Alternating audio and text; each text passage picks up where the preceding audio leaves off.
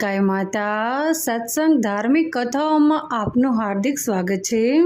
આજે આપણે બોડ ચોથના વ્રતનું મહાત્મય, તેની પૂજા વિધિ અને તેની પવિત્ર દિવ્ય કથા વાર્તા સાંભળીશું। બોડ ચોથનું વ્રત આપણે શ્રાવણ વદ ચોથના દિવસે કરવામાં આવે છે અને આ દિવસે સંકટહર ચોથનું વ્રત પણ છે। ચોથની તિથિ ભગવાન ગણપતિને સમર્પિત છે। ભગવાન ગણપતિની ચોથની તિથિ ખૂબ જ પ્રિય છે। ગાયનું આપણે જે વાછરડું હોય તેને બોડ કહેવામાં આવે છે, એટલે આ વ્રતને આપણે બોડ ચોથનું વ્રત કહેવામાં આવે છે। આ વ્રત મોટા ભાગે બહેનો કરતી હોય છે। ગાયને આપણે કામધેનુ માતા કહેવામાં આવે છે। ગાયના શરીરમાં 33 કરોડ દેવતાનો વાસ છે। ઘણા બધા એવા ઘરો છે જેમાં ગાયો હોય છે અને ગાયોમાંથી જ તેમનું ગુજરાન ચાલતું હોય છે। તેમનું ઘર એ ગાયમાંથી જ ચાલતું હોય છે।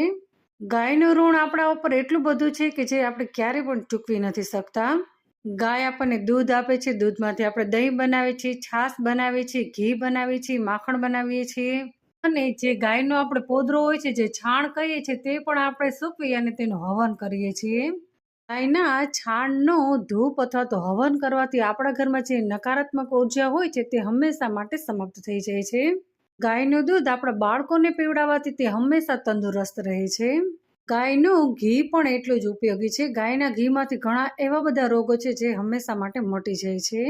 એક વર્ષમાં એક જ દિવસ એવો છે જ્યારે આપણે ગાયનું ઋણ છે તે ચૂકવવાનો આપણને મોકો મળે છે। આ દિવસે ગાય માતાનું વ્રત કરવામાં આવે છે। આ વ્રતમાં આપણે ગાયની અને વાછરડાની પૂજા કરવામાં આવે છે। એક રંગના ગાય અને વાછરડા હોય તેની મોટા ભાગે પૂજા કરવામાં આવે છે। અખંડ સૌભાગ્ય પ્રાપ્ત કરવા માટે બહેનોએ આ વ્રત અવશ્ય કરવું જોઈએ અને જે લોકો ગાયો રાખતા હોય તેમને તો આ વ્રત અવશ્ય કરવું જ જોઈએ। આ વ્રત કરવાથી આપણા પતિનું આયુષ્ય લાંબુ થાય છે અને આપણા સંતાનની ગાય માતા હંમેશા રક્ષા કરે છે। આપણા પતિને અને આપણા સંતાનને ગાય માતા હંમેશા દીર્ઘાયુના આશીર્વાદ આપે છે। ગાયની સેવા પૂજા તો આપણે 365 દિવસ અવશ્ય કરવી જ જોઈએ, પરંતુ તે શક્ય ન હોય તો આ એક દિવસ તો આપણે ગાય માતાની સેવા અવશ્ય કરવી જોઈએ। ભગવાન શ્રી કૃષ્ણ જ્યારે નાના હતા ત્યારે ગોકુળમાં ગાયો ચારતા હતા અને ભગવાન શ્રી કૃષ્ણ જ્યારે વાંસળી વગાડે ત્યારે બધી જ ગાયો દોડી આવતી હતી। ભગવાન શ્રી કૃષ્ણને ગાયો ખૂબ જ પ્રિય છે। ભગવાન શ્રી કૃષ્ણ ગાયોના ગોવાળ હતા। તે ગાયોનું દૂધ, ઘી, માખણ ખાઈ અને મોટા થયા હતા। આપણે ગાયને માતા તરીકે પૂજીએ છીએ। ગાય તે એક દેવીનું સ્વરૂપ છે। બોડ ચોથનું વ્રત આપણે શ્રાવણ વદ ચોથના દિવસે કરવામાં આવે છે અને આ વ્રત મોટા ભાગે સ્ત્રીઓ કરે છે। આ દિવસે આપણે દળવાનું, ખાંડવાનું કે કાપવાનું નથી। આ દિવસે આપણે બાજરીનો રોટલો અને મગ ખાવામાં આવે છે। ઘઉંની કોઈ પણ વસ્તુ ખાવામાં આવતી નથી। આ વ્રત કરનારે સવારે વહેલા ઉઠી નાહી ધોઈ સ્નાનાદિથી પરવારી પછી આપણે ગાય માતાનું પૂજન કરવાનું છે। ગાય અને વાછરડા એક કલરના હોય તેની આપણે પૂજા કરવાની છે। સૌ પ્રથમ તો ગાય અને વાછરડાને કપાળે તિલક કરવાનું છે, પછી ચોખા લગાવવાના છે, પછી તમારે ફૂલનો હાર પહેરાવાનો છે ગાય અને વાછરડાને ગળામાં। આ દિવસે ગાયને આપણે બાજરીના લાડવા અથવા તો બાજરો બાફેલો પણ ખવડાવી શકીએ છીએ અને રોટલા બનાવીને પણ ખવડાવી શકીએ છીએ। આ દિવસે ગાય અને વાછરડાને લીલું ઘાસ ખવડાવવામાં આવે છે।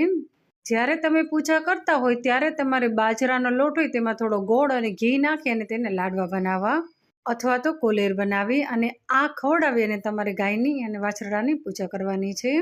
આ સિવાય તમે બાજરીનો રોટલો પણ ગાય અને વાછરડાને ખવડાવી શકો છો। ગાયની પૂજા કર્યા પછી એક કળશમાં પાણી લેવાનું છે અને આ પાણી ગાયના પૂંછડે રેડવાનું છે। પછી આપણે ગાયની પ્રદક્ષિણા કરવાની છે। તમે 1, 5, 9, 11 એવી રીતે પ્રદક્ષિણા કરી શકો છો। પ્રદક્ષિણા કરી અને ગાય માતાને પગે લાગવાનું છે અને ગાય માતાને પ્રાર્થના કરવાની છે કે મારા પતિ અને મારા સંતાનની હંમેશા રક્ષા કરજો। આ વ્રતમાં આપણે એક સમય ભોજન કરી એકટાણું કરી અને આ વ્રત કરવાનું છે। એકટાણામાં તમે ફક્ત બાફેલા મગ અને રોટલો ખાઈ શકો છો। મગમાં તમારે મીઠું કે મસાલો કંઈ પણ નાખવાનો નથી, ખાલી બાફેલા મગ જ ખાવાના છે। આ દિવસે તમે રસોડામાં રસોઈ બનાવો ત્યારે ચાકુ અથવા તો કાતરનો ક્યારે પણ ઉપયોગ કરવો નહીં। ઘરમાં પણ બધા જો કદાચ બોડ ચોથ ન રહ્યા હોય તો પણ તેમના માટે તમારે રોટલા અને મગ બનાવવા, બીજી કોઈ પણ ઘઉંની વસ્તુ બનાવવી નહીં। આપણે ગાય અને વાછરડાની પૂજા સવારે કરવામાં આવે છે અને સાંજે જ્યારે 4 વાગે ગાયનું ધણ પાછું આવે ત્યારે ફરીથી આપણે પૂજા કરવામાં આવે છે અને જો તમારે આજુબાજુ ક્યાંય ગાય ન હોય તો તેનો તમારે ખીલ્લો હોય તો ખીલ્લાની પણ આપણે પૂજા કરવામાં આવે છે. સવારે ઘણીવાર એવું થાય કે આપણે મોડું થઈ ગયું હોય એટલે ગાય આપણે ધણમાં વહી ગઈ હોય ત્યારે સ્ત્રીઓ ખીલ્લાની પૂજા કરે છે. ખીલ્લાની પૂજા કરો એટલે ગાયની પૂજા કરવા સમાન છે. પછી સાંજે 4 વાગે જ્યારે ગાય ઘરે આવે ત્યારે ફરીથી આપણે ગાયની પૂજા કરવી. આવી રીતે આ વ્રત કરવામાં આવે છે. બોળચોથના દિવસે તમે ગાય માતાની અષ્ટોત્તર નામાવલી સાંભળી શકો છો, વાંચી શકો છો અને ગાય માતાના મંત્ર જાપ કરી શકો છો. ફરતા ફરતા આપણે ગાય માતાની સ્તુતિ પણ કરી શકીએ છીએ. ફરતા ફરતા આપણે ગાય માતાના મંત્રના જાપ પણ કરી શકીએ છીએ. ગાય માતાના મંત્રનો જાપ ફક્ત તમે એકવાર કરો એટલે તમારે સમજી લેવાનું કે આપણે 33 કરોડ દેવતાઓનો એકવાર મંત્ર જાપ કર્યો, કેમ કે ગાયના શરીરમાં 33 કરોડ દેવતાનો વાસ છે. હવે આપણે બોળચોથના વ્રતની પવિત્ર દિવ્ય કથા વાર્તા સાંભળીએ.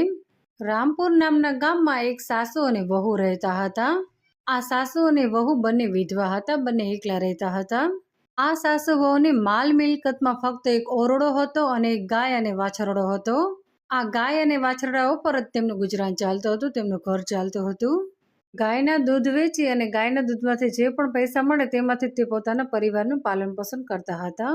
શ્રાવણ વદ ચોથનો દિવસ આવ્યો એટલે સાસુ તો નદીએ નહાવા પડ્યા અને જતા જતા તેમણે પોતાની વહુને કહ્યું કે વહુ બેટા સાંભળો છો, આજે બોળચોથ છે, હું નદીએ નાહવા માટે જઉં છું, હું આવું એટલી વારમાં તમે ઘઉં લો, ખાંડી અને મૂકજો. વહુએ તો પોતાની સાસુએ કહ્યું એ પ્રમાણે સાંભળ્યું, પરંતુ વહુને તો અક્કલની ઓથમીર હતી, તેને કંઈ ખબર ન પડી. વહુ તો મનમાં ને મનમાં વિચાર કરવા લાગી કે સાસુમાએ કયા ઘઉંલાને ખાંડવાની વાત કરી હશે. તેમનો ગાયનો જે વાછરડો હતો તેનો રંગ ઘઉંવર્ણ હતો એટલે તેમને ઘઉંલો કહેતા હતા. એટલે વહુ તો વિચાર કરવા લાગી કે સાસુએ આ ઘઉંલાને ખાંડવાનું કહ્યું હશે. વહુ તો સમજણમાં થોડી ઓછી હતી, તેને બહુ ખબર પડતી ન હતી. વહુ તો વાડામાં ગઈ અને કુમળા વાછરડાને વધેરી નાખ્યો.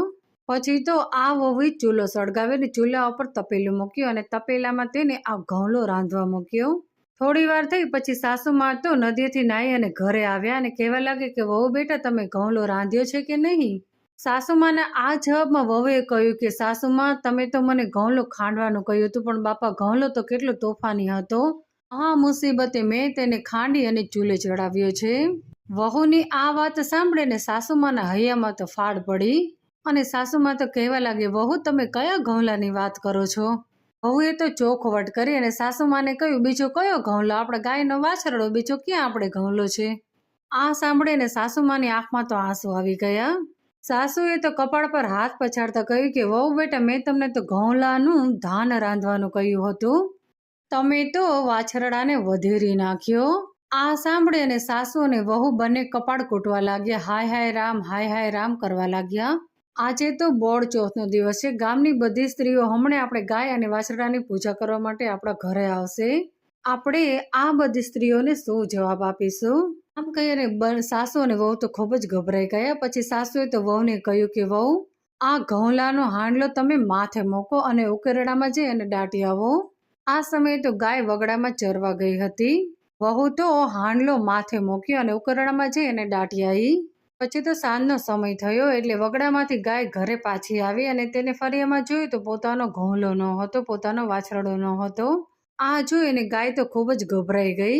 ગાયને તો ખબર પડી ગઈ કે મારો ઘઉંલો ક્યાં છે. તે ઉકરડામાં ગઈ અને પોતાના શિંગડા વડે જે દાટેલો હતો ઘઉંલાનો હાંડલો તે બહાર કાઢ્યો. તરત જ તેમાંથી ઘઉંલો સજીવન થયો અને આ ઘઉંલો તો હાંડલામાંથી કૂદકો મારી અને તરત જ બહાર આવ્યો અને બહાર આવીને તરત જ તે ગાયના આંચળમાં દૂધ પીવા લાગ્યો. પરંતુ આ વાછડાના ગળામાં તે હાંડલાનો કાંઠલો હતો તે અટકાઈ ગયો.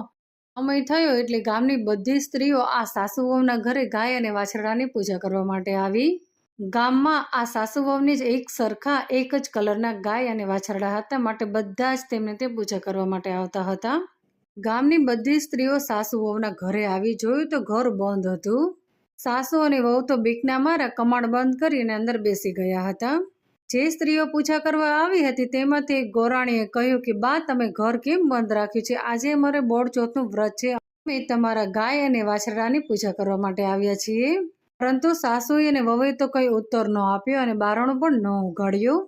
આ જોઈ અને બધી સ્ત્રીઓને નવાઈ લાગી. એટલામાં તો ગાય ભાંભરતી પોતાના વાછરડાને લઈ અને ત્યાં આવી. બોડ ચોથના દિવસે વાછરડાના ગળામાં હાંડલાનો કાંઠલો જોઈ અને બધાને નવાઈ લાગી. આ સ્ત્રીઓમાંથી એક સ્ત્રીએ કહ્યું કે આજે તો વાછરડાના ગળામાં ફૂલનો હાર હોવો જોઈએ. જુઓ તો ખરા, આ વાછરડાના ગળામાં કોઈ હાંડલાનો કાંઠલો ભરાવ્યો હશે. સાસુની વહુ તો ઘરની અંદર બેઠા બેઠા આ બધું સાંભળતા હતા. સાસુ અને વહુને તો એવું લાગે કે આ બધી સ્ત્રીઓ તેમને મેણા મારી રહી છે. આજે આપણે ગાય કે વાછરડો એકે ઘરમાં નથી એટલે આ બધી સ્ત્રીઓ આપણને આવું કહી રહી છે. પછી તો વહુએ તિરાડમાંથી જોયું. તો ઘઉંલો તો સજીવન હતો અને તેના ગળામાં કાંઠલો હતો. વહુએ તો તરત જ પોતાની સાસુને કહ્યું, સાસુમાં જુઓ તો ખરા, આપણો ઘઉંલો સજીવન થઈ ગયો છે, પરંતુ તેના ડોકમાં કાંઠલો છે આપણા હાંડલાનો. સાસુએ તો કમાણની તિરાડમાંથી જોયું તો સાચે સાચ ઘઉંલો સજીવન થઈ ગયેલો હતો. પછી તો સાસુ અને વહુ બંને ઘરમાંથી બહાર આવ્યા. પછી તો સાસુ અને વહુએ બધી સ્ત્રીઓને જે બન્યું હતું તે બધું કહી સંભળાવ્યું.